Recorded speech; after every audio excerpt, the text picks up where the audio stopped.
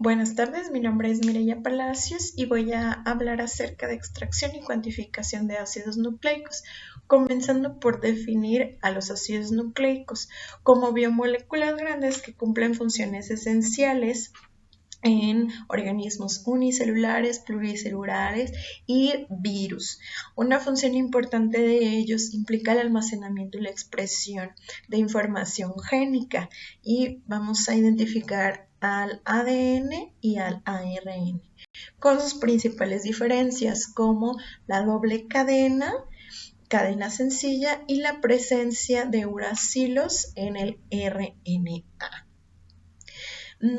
Comenzamos por hablar acerca del procedimiento en general.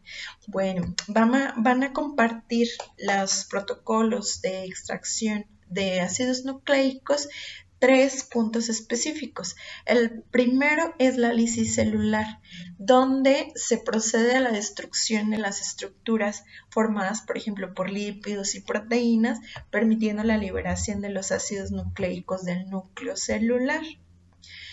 Utilizando métodos como físicos, por ejemplo, el uso de homogenizadores, morteros, sonicadores o de medios químicos como soluciones salinas, detergentes. Y a su vez, otro componente importante es la inactivación de nucleasas, porque necesitamos garantizar la conservación de estos ácidos nucleicos. Entonces, la inactivación de RNasas y DNasas es vital, así como la purificación de los ácidos nucleicos, el eliminar proteínas que se encuentran unidas, por ejemplo, al DNA, eliminar estos lípidos, todos estos componentes celulares independientes, hay que eliminarlos para poder realizar la purificación de ácidos nucleicos. Entonces, vamos a comenzar por hablar acerca de los métodos de purificación de los ácidos nucleicos. Por ejemplo, tenemos la precipitación utilizada con sales, alcoholes, la extracción por medio de solventes orgánicos, la absorción por medio de columnas de sílice y la separación magnética. Bueno, comenzamos con la precipitación por sales. En primer lugar, se procede a una lisis celular con un detergente aniónico que va a solubilizar los componentes celulares, va a inhibir también la acción de las nucleasas intracelulares. Lo que se va a hacer es desnaturalizar y eliminar las proteínas, esto por precipitación salina. Entonces, el ADN se va a precipitar con isopropanol y se va a lavar con etanol para finalmente ser resuspendido en un tampón que estabilice el DNA. En este caso es agua, agua estéril. ¿Y en qué tipo de tejidos o qué tipo de muestras podemos utilizar este protocolo en sí? Bueno, en sangre periférica, por ejemplo, iniciando con análisis de glóbulos rojos y posteriormente la precipitación y lisis de los leucocitos.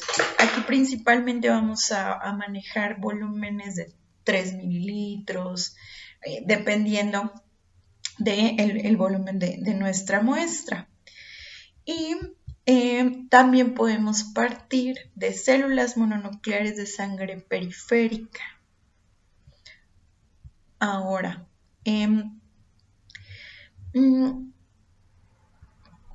también vamos a trabajar con saliva, por ejemplo.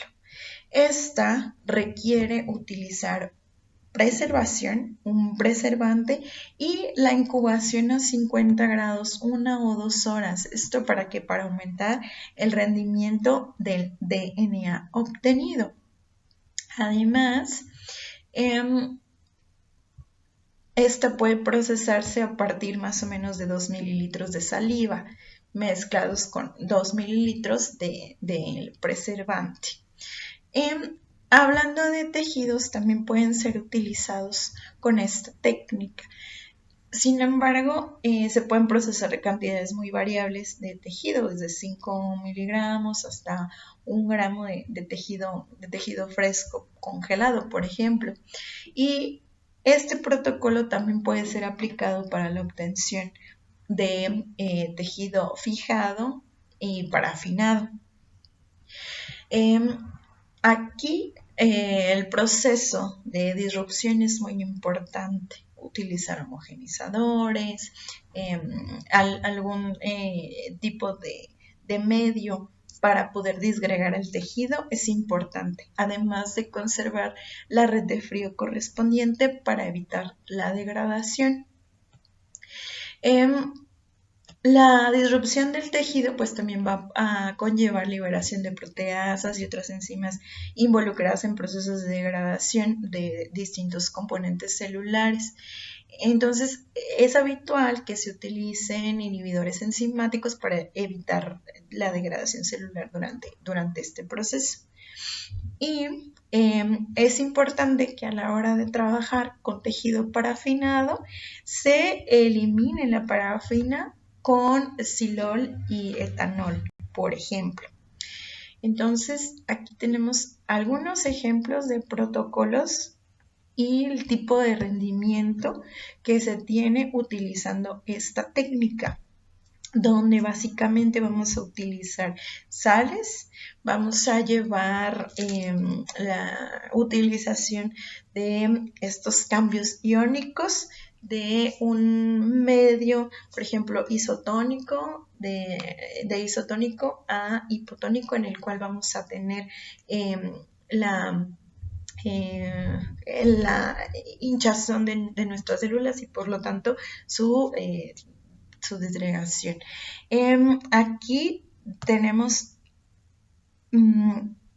más o menos cuánto es la variación del rendimiento entre cada uno de los protocolos y se menciona acerca del rendimiento que existe en los tejidos de acuerdo al tipo de tejido que se está utilizando y a la cantidad. Este protocolo es importante tomarlo en cuenta porque se realiza para extracción de DNA. Y bueno, vamos a continuar con extracción con solventes orgánicos. Aquí, ¿cuál es la diferencia? Bueno, este protocolo permite la purificación de DNA y RNA, por ejemplo, mediante la adición de fenol y de cloroformo. Esto nos va a dar lugar a la aparición de dos fases. Una fase acuosa superior que va a contener los ácidos nucleicos, una fase orgánica que va a contener las proteínas disueltas, esto en el fenol, y los lípidos disueltos en el cloroformo. Para eso se utiliza cada uno de estos componentes. Y para la purificación, por ejemplo, del ADN, el fenol debe de tener un pH conservado, aproximadamente de 7 a 8. Y pues se realiza la precipitación de la fase acuosa utilizando isopropanol o etanol absoluto y realizando lavados con etanol al 70%, esto para evitar sales pequeñas, moléculas orgánicas que puedan estar aún presentes en la muestra. Y pues hay que realizar la resuspensión correspondiente. Entonces los pasos son la lisis, la unión, la centrifugación, los lavados, nuevamente la centrifugación y la elusión. En el caso de trabajar con la extracción de RNA, es importante realizar la elusión en agua tratada por ejemplo con dietilpirocarbonato, que es un inhibidor de RNasas. Y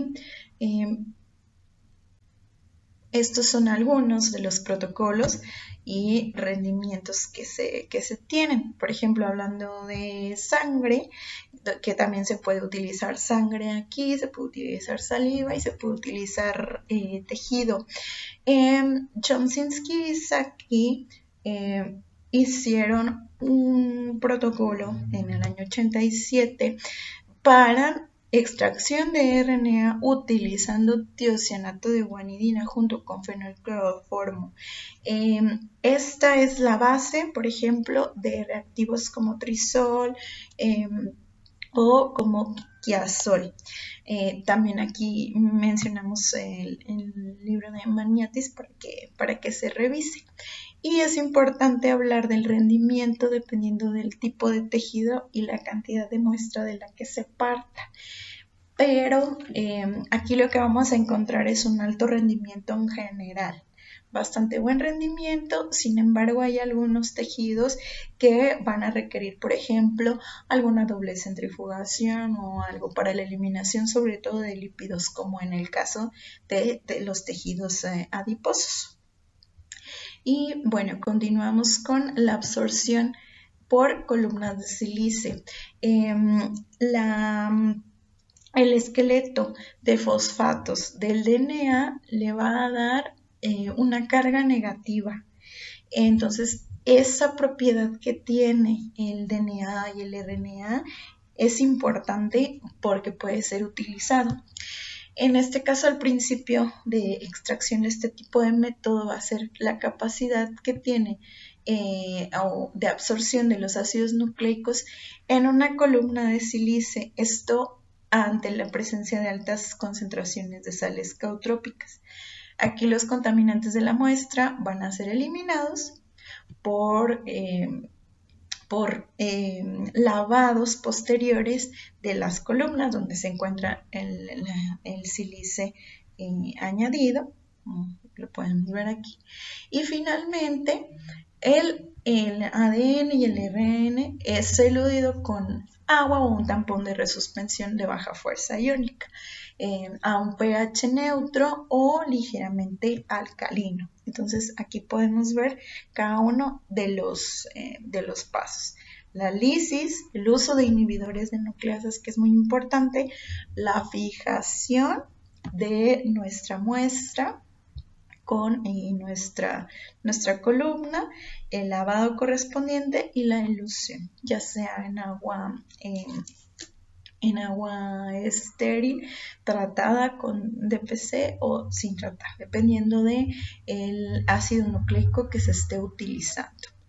Y estos son algunos de los protocolos y rendimiento correspondientes. Estamos hablando hasta de 25, 40 microgramos por ejemplo, de DNA en sangre, 37 microgramos, 25 microgramos, 35 microgramos en tejido, tomando en cuenta algunas especificaciones como el grosor, por ejemplo, de los tejidos parafinados que se utilizan o la cantidad de tejido, ya que las columnas pueden llegar a saturarse y no puede llegar a tener posiblemente el rendimiento adecuado si ocurren ese tipo de cosas. Bueno, otro de los métodos utilizados es el de unión a microesferas magnéticas. Aquí este método va a utilizar esferas magnéticas. La superficie de estas esferas se va a encontrar cubierta con polímeros ya sean naturales o polímeros sintéticos que van a tener alta afinidad por los ácidos nucleicos. Vamos a hablar acerca de cargas entre los ácidos nucleicos y aquellos que interactúan con ellos. Las esferas magnéticas van a ser añadidas al lisado de la muestra y van a poder unirse a las moléculas tanto de ARN como de ADN. Entonces, vamos a inducir también un campo magnético. Aquí vamos a utilizar un imán, algo magnético, que va a permitir que se realice el agrupamiento de estas esferas en la pared ya con el DNA o el RNA unido, y los contaminantes de la muestra en solución van a ser eliminados, ya sea por pipeteo o por decantación, porque no van a tener la unión correspondiente.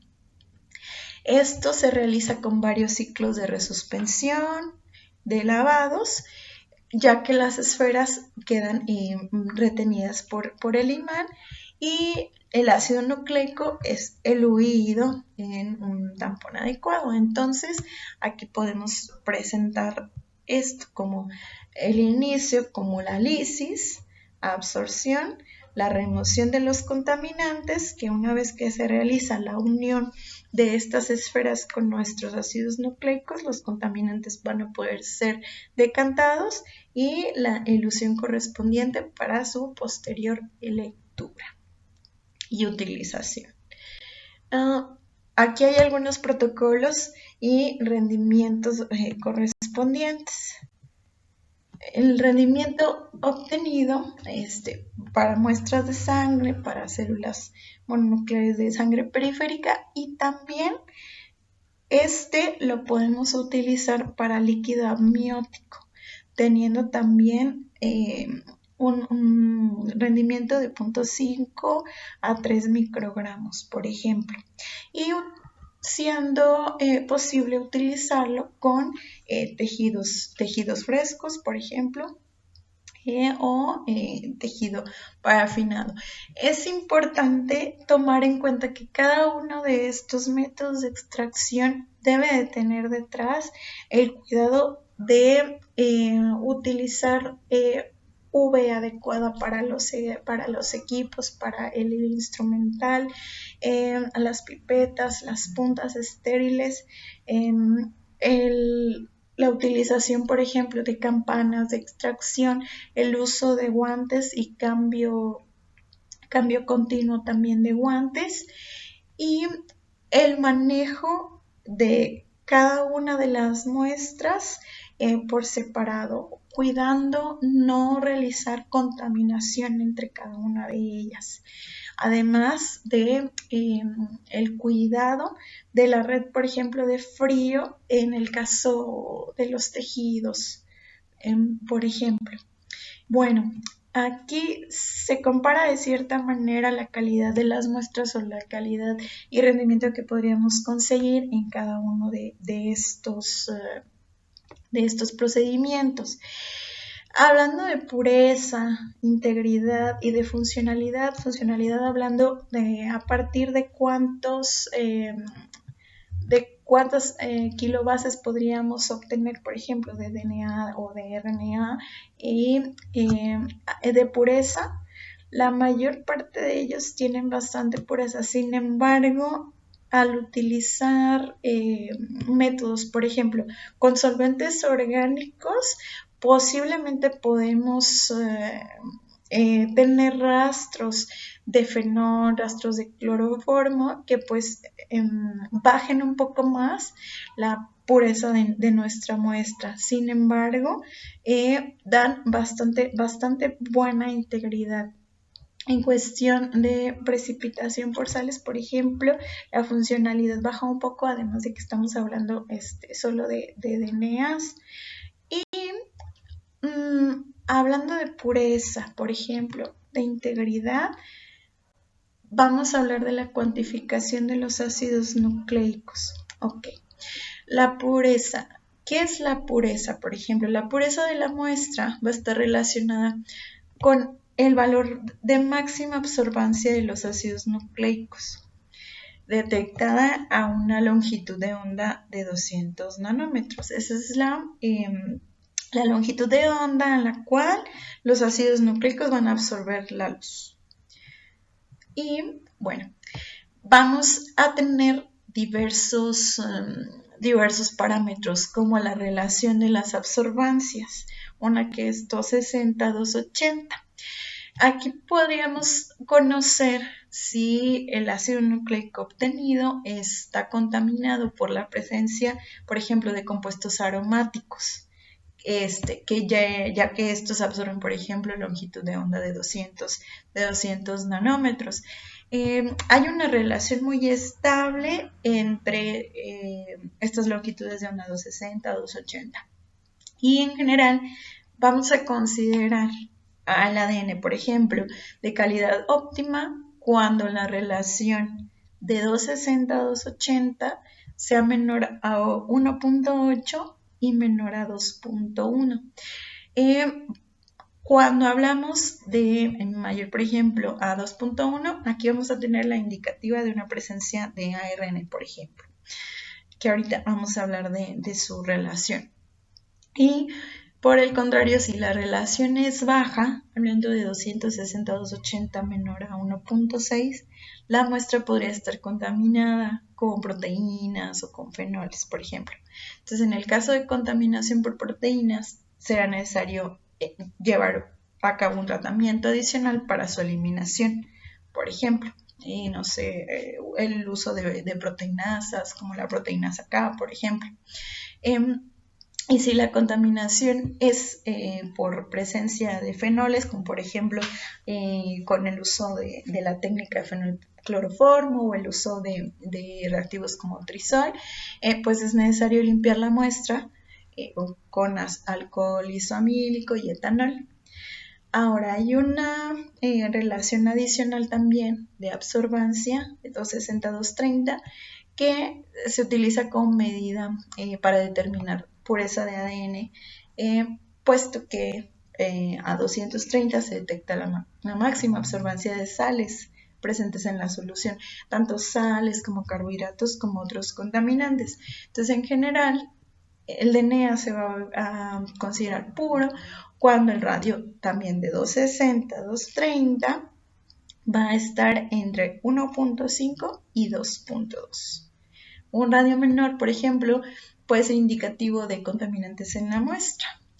Pero también hay que tomar en cuenta que pues esta medida no es tan exacta como la relación 260-280, donde también tenemos que revisar que la relación arriba de 2 podría hablar de degradación.